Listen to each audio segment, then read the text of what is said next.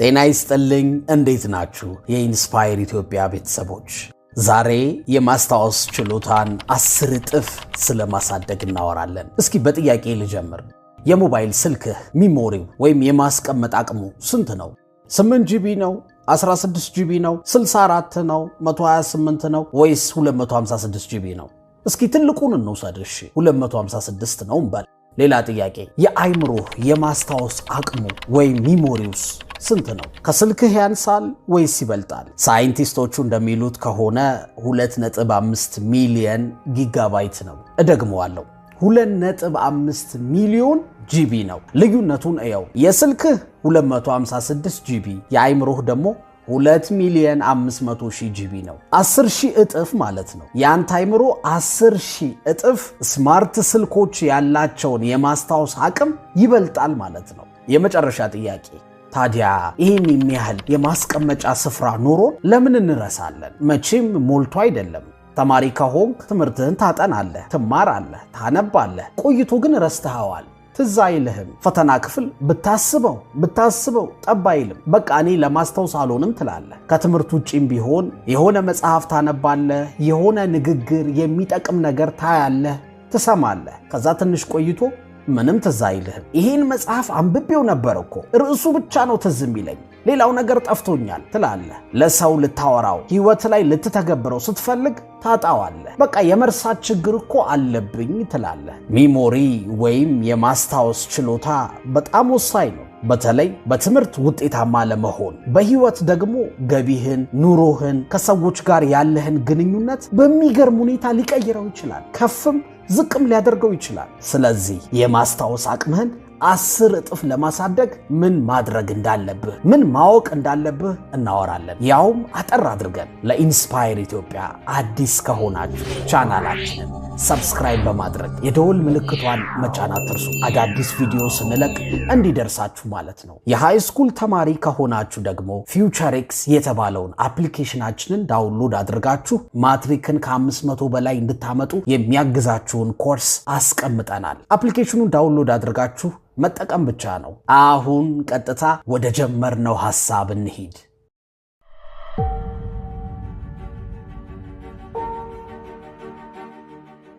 የሚሞሪ ፕሮሰስ ወይም የማስታወስ ሂደት 3 ነገሮችን ይይዛል የመጀመሪያው ሬጅስትሬሽን ነው ወይም መመዝገብ ሁለተኛው ሪቴንሽን ነው ወይም ማስቀረት ሶስተኛውና የመጨረሻው ሪኮል ይባላል በትክክለኛው ሰዓት ማስታወስ ማለት ነው ተመዘግባለህ ታስቀራለህ በመትፈልገው ሰዓት ታስታውሳለህ አለቀ ይሄ ነው አይምሮ ውስጥ የሚካሄደው ጥሩ አድርገህ አንድን መረጃ ከመዘገብከው አንተ ጋር ይቀራል አንተ ጋር ከቀረ በፈለግከው ሰዓት አስታውሰህ ትጠቀምበታለህ ማለት ነው ገና ከመነሻው ጥሩ አድርገህ ካልመዘገብከው ግን ውስጥ ስላልገባ ስትፈልገውም አታገኘውም ያላስቀመጥከውን ዕቃ እንዴት አድርገህ ታገኘዋለህ ለምሳሌ ከሰው ጋር ተዋውቀህ ስሙን ነግሮ በዛው ቅጽበት ረስተኸው አታውቅም ማን ነበር ስሙን ያለኝ ወይኔ ረሳሁት እኮ ብለህ ታውቃለህ መቼም ለምን ይመስልሃል የረሳኸው ከመጀመሪያውኑም አልመዘገብከውማ ቀልብህን ሰብስበህ በሙሉ ልብህ አላደመጥከውም አንተ ስሙን በነገረህ ቅጽበት ስታስብ የነበረው ቀጥሎ ምን ብዬ ላውራው አለባበሴ ይደብር ይሆን እየታዘበኝ ይሆን ብቻ የራስህ ሐሳብ ላይ ነበርክ ሌላ ምሳሌ አንተ አጥንተሃል በምትችለው አቅም ክፍል ውስጥ ሰምተሃል ኖት አውጥተሃል ፈተና ክፍል ስትገባ ግን ምንም ትዝ አይልህም አውቀው ነበር እኮ ትላለህ ግን አታውቀውም በደንብ አልመዘገብከውም ከመጀመሪያውኑ ታዲያ ከዚህ በኋላ ጥሩ አድርጌ ለመመዝገብ ምን ላድርግ ካልክ መጀመሪያ ያንን ዕውቀት ወይም መረጃ ስታነብ ስትሰማ ወይ ስታይ ቀልብህን ሰብስብ ሐሳብህን አንድ ቦታ ላይ አድርግ አስተማሪ ክፍል ውስጥ ፔይ አቴንሽን በደንብ አድምጡኝ በትኩረት ስሙኝ ሊልህ ይችላል አንዳንድ ሰዎች ስታወራቸው አንተ የት ሄድክ አድምጠኝ እንጂ ሊሉህ ይችላሉ ግን እንዴት አድርገህ በትኩረት ሐሳብህን ሰብስበህ እንደምትሰማቸው አይነግሩህም በምን አይነት መንገድ ማተኮር እንዳለብህ ግን አይነግሩህም እነሱም አያውቁትማ ታዲያ እንዴት አድርገህ ነው ሐሳብህን የምትሰበስበው ትልቅ ጥያቄ ነው ያው ታውቃላችሁ በዚህ ዘመን ሁሉም ነገር ያንተን ሐሳብ ለመስረቅ የሚታገልበት ዘመን ነው ጊዜን ላጥፋው ካልክ ብዙ አማራጭ አለ። ቲቪው፣ ፊልሙ፣ ስልኩ፣ ሶሻል ሚዲያው፣ ቻቱ፣ ብዙ ነገር አለ። ሁሉም ና ወደኔ ትኩረትህን፣ ጊዜህን ስጠኝ እያሉ ሊያማልሉህ ይሞክራሉ። በዚህ መሃል ደግሞ የራስህ ሐሳብ አለ። ዛሬ ያደረግከውን፣ ከሰዎች ጋር ያወራኸውን፣ የበላኸውን፣ የጠጣኸውን ሁሉ ታስባለህ። አይምሮህ ረፍት የለውም። የሚመላለሱብህ ሐሳቦች አሉ። በዚህ መሃል ነው እንግዲህ ደብተርህን ከፍተህ ወይ መጽሐፍ ገልጠህ የምታነበው፣ የሆነ ነገር የምትሰማው፣ ወይ የሆነ የሚጠቅም ነገር የምታየው። ታዲያ እንዴት ሐሳብህን ከነዚህ ግሳንግሶች አስወግደህ የምታነበው የምታየው ነገር ላይ ትኩረትን ታደርጋለህ ነው ጥያቄው። የመጀመሪያው ያለህበት አካባቢ ውስጥ ያሉ ነገሮችን ማኔጅ አድርግ። ያለህበት አካባቢ ትኩረትህን ለመሰብሰብ የሚመች መሆን አለበት። ሐሳብህን የሚበትን መሆን የለበትም። የስልክህን ኖቲፊኬሽን አጥፋ። ከምትፈልገው ነገር ውጪ ያሉ ነገሮችን ኢግኖር ማድረግ ተለማመድ። ስልክህን፣ የሰውን ወሬ፣ የራስህን ሐሳብ ሁሉ ጸጥ አድርገህ ወይም ተርኖፍ አድርገህ የምታነባው ነገር ላይ ብቻ መመሰጥ።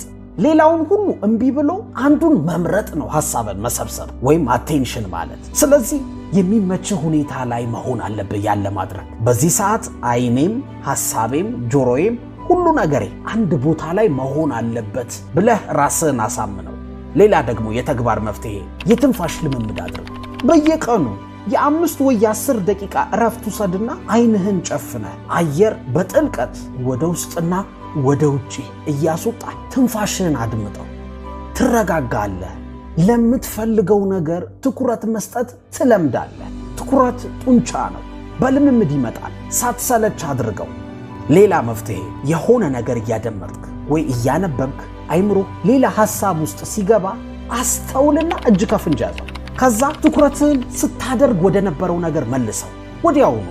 ይሄንን ስትደጋግመው አይምሮ በራሱ ሰዓት ሌላ ቦታ መሄድን ያቆማል። ሐሳብህ መበተኑን ያቆማል። ትኩረትህ በጣም ይሰበሰባል። ከዛ ትመዘግባለህ ማለት ነው። አሁን በእነዚህ መንገዶች ቀልብህን ሰበሰብክ። ያንን ዕውቀት፣ ያንን ሐሳብ በጥንቃቄ ሰማህ፣ መዘገብክ አይደል? ቀጥሎ ምንድን ነው የሚመጣው? ማስቀረት ወይም ሪቴንሽን ያልነው ማለት ነው። ሁለተኛው ፕሮሰስ።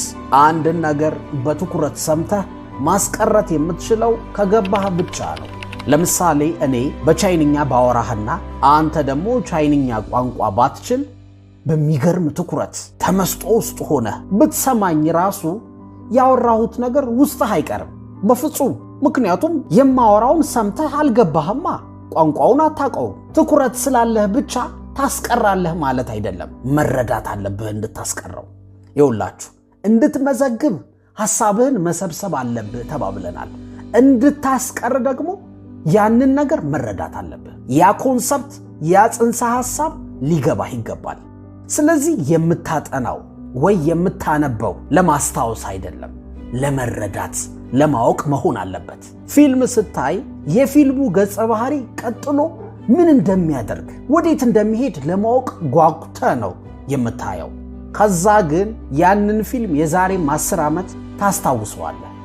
የምታጠናውንም የምታነበውንም የምትሰማውንም ነገር ለማወቅ መፈለግ አለብህ፣ መጓጓት አለብህ። ይሄ ማለት ግን ባዮሎጂ ስታጠና የዲኤንኤ ስትራክቸር ወይ ደግሞ ፊዚክስ ስታጠና ቬክተር ኢን 3D ስፔስ እንደ ፊልሙ ይመስጣል ማለት አይደለም። ወይ ደግሞ አንድ ለህይወት የሚጠቅም መጽሐፍ እያነበብክ እንደ እረኛዬ ወይ ደግሞ እንደ ቫምፓየር ዲያሪ ፊልም ያጓጓሃል ማለት አይደለም። ግን ያንን ዕውቀት አይምሮ ውስጥ ለማስቀረት መፈለግ አለብህ። ነገ ለህይወትህ ይጠቅምሃል። ፈተና ክፍል ገብተህ እንድትደፍነው ያደርግሃል። ስለዚህ መጀመሪያ መረዳት ማወቅ አለብህ፣ ግዴታ ነው። ያልገባህን ነገር ማስታወስ አትችልም። እንደው በጣም ትልቅ ሰው ለሆነ የ70 ዓመት አዛውንት ወይ ደግሞ በጣም ሕፃን ልጅ ለሆነ የ6 ዓመት ልጅ ልታስረዳው እንደሆነ አስበህ ያንን ሐሳብ አቅልለህ ለመረዳት ሞክር። እመነኝ፣ ያኔ ዕውቀት ትይዛለህ። በቃ ይገባሃል። አየህ፣ ለማወቅ ብለህ ስታነብ አንድን ነገር ስትሰማ ማስታወስ በጣም ቀላል ይሆናል። ታዲያ እንዴት አድርጌ በቀላሉስ ልረዳው ካልክ ብዙ አይነት መንገዶች አሉ። የመጀመሪያው አሶሲዬሽን ይባላል ወይም ማገናኘት። ይሄ ማለት የምትሰማውን ሐሳብ ወይም የምታጠናውን ፈንዳሜንታል ቲዮሪ ጽንሰ ሐሳብ ከገሃዱ ዓለም ጋር ማገናኘት፣ ለሐሳቡ የሚመጥን ምሳሌ መፈለግ፣ ከዚህ በፊት ከምታውቀው ነገር ጋር ማገናኘት ያንን ነገር ከዛ አትረሳው። ሌላኛው የመረዳት አቅምህን የሚያሳድግልህ መንገድ ማረጋገጫ ወይም ቼክ ፖይንት ነው። አንድ ገጽ አንብበህ ስትጨርስ ወይ ደግሞ አንድ ቶፒክ አንብበህ ስትጨርስ ወደ ቀጣዩ ከመሄድ በፊት ያንን ገጽ ዝጋውና አይንህን ጨፍነህ ምንድነው የገባኝ ብለህ ራስህን ጠይቅ። የገባህን በራስህ አገላለጽ ለማስረዳት ሞክር። ይሄን ቪዲዮ ሰምተህ እንደጨረስክ ቁጭ በልና ከሰማሁት የትኛው ነው የገባኝ ብለህ ራስህን ጠይቅ። የገባህን ለማስረዳት ሞክር። አየህ፣ ለራስህ ማስረዳት ካልቻልክ በቃ ያ ነገር ሲጀምርም አልገባህም ማለት ነው። ግን ያነበብከውን ነገር ማብራራት ከቻልክ ገብቶሃል፣ ውስጥህ አስቀርተኸዋል ማለት ነው። የመጨረሻው አይምሮአችን ውስጥ የሚካሄደው ፕሮሰስ ሪኮል፣ በምንፈልገው ሰዓት ማስታወስ። ቅድም እንተባብለናል፣ እንድትመዘግብ ሐሳብህን መሰብሰብ አለብህ፣ እንድታስቀር ደግሞ ያንን ዕውቀት መረዳት አለብህ ተባብለናል።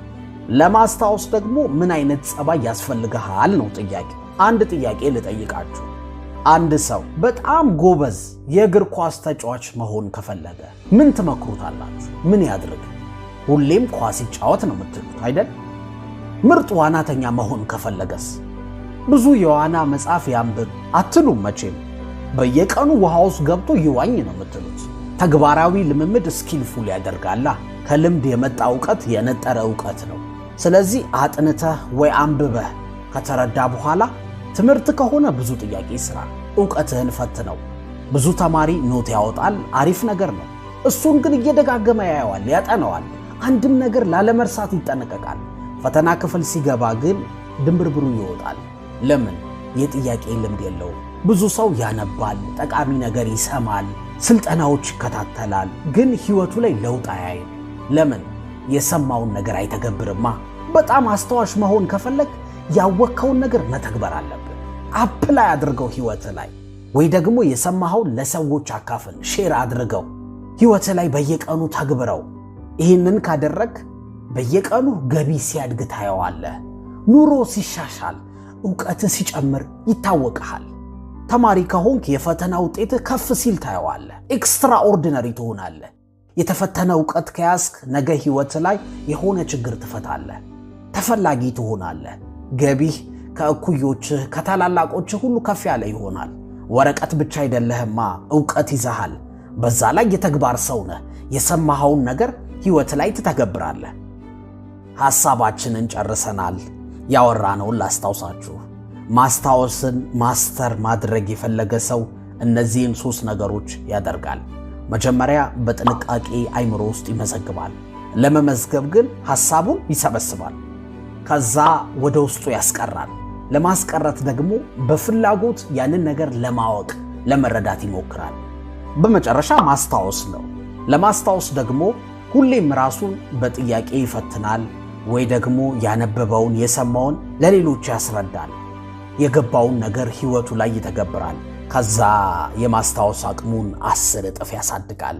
ቤተሰቦች፣ የኔ ድክመት ነው በዚህ ጉዳይ ሌላ ቪዲዮ ቢሰራልኝ የምትሉት ሐሳብ ካላችሁ ኮመንት ላይ አስቀምጡልኝ። ለእናንተ ጥያቄ መፍትሄ የሚሰጥ ቪዲዮ እናዘጋጃለን። ስላደመጣችሁኝ በጣም አድርጌ አመሰግናለሁ። መግቢያው ላይ እንደነገርኳችሁ ማትሪክን ከ500 በላይ ለማምጣት የሚረዳ ኮርስ አዘጋጅተናል። በተለይ ማትሪክ ለማለፍ ምንድነው ማድረግ ያለብኝ ብላችሁ ለተጨነቃችሁ የሃይስኩል ተማሪዎችን ለመርዳት የተዘጋጀ ነው። ጉግል ፕሌይ ስቶር ላይ FutureX ብላችሁ አፕሊኬሽኑን ዳውንሎድ ማድረግ ነው። ውስጡ ገብታችሁ ጆይን ናው የሚለውን ስትነኩ ኮርሱን እንዴት ቶሎ እንደምትጀምሩ የሚያስረዳ ቪዲዮ ታገኛላችሁ። መልካም ዕድል ተመኘሁ።